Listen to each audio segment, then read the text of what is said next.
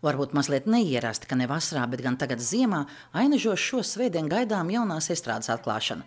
Bet, kā saka paši ainažnieki, nekā neprastu tur nav, jo ja tik ilgi estrāde ir gaidīta, ka tagad, kad tā tapusi, tā ir arī jāatklāj.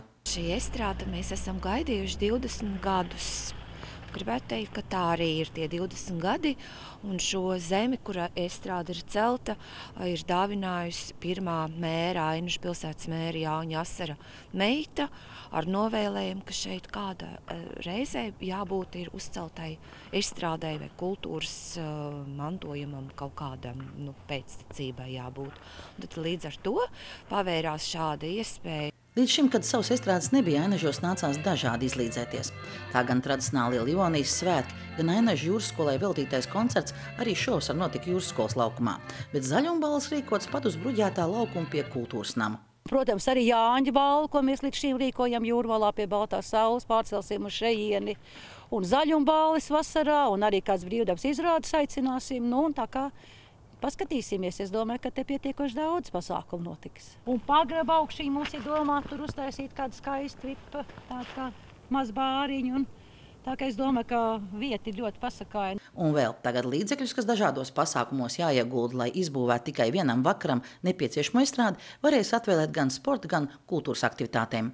Finansējumu jaunās estrādes tapšanai palīdzējusi gādāt biedrība Jūrkante. Biedrībai Jūrkante ir iespējas realizēt caur Eiropas zivsaimniecības fondu un caur Eiropas lauksaimniecības fondu iedzīvotāju aktivizēšanai dažādu veidu projekts. Un šī estrāde ir sen izlolots ainažnieku sapnis, ko beidzot 4. kārtā caur Eiropas zivsaimniecības fondu ciemata aktivizēšana ir īstenojusi Ainažu pārvalde kopā ar Saldrījus novada domi. Estrādes atklāšana Ainažos būs jau šo svētdienu 2. adventē, un atklāšanas reizē gan ir doma pašs ainažniekus aicināt iznākt no mājām un pabūt kopā. Kopā ar mazo rūķu saimi, ar mazajiem dejotājiem, un arī pie viena atklāsim pilsētas egli. Mēs apvienosim ziemā šos pasākumus.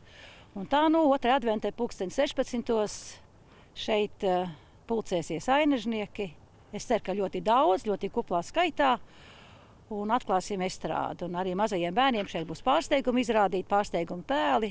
Ciemosies ar izrādi ciemos pie Krustmātes Mumu.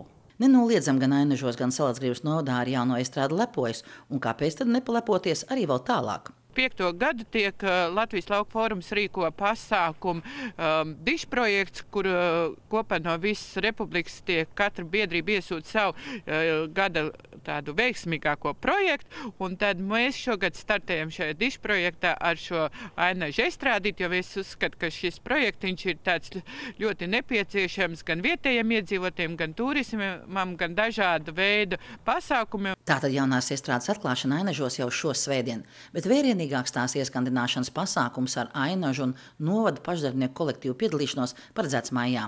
Kā arī Ainažos tagad domā par kāda sev vien raksturīga festivāla iedibināšanu, kas pulcētu skatītājus arī no citām vietām un popularizētu pilsētu.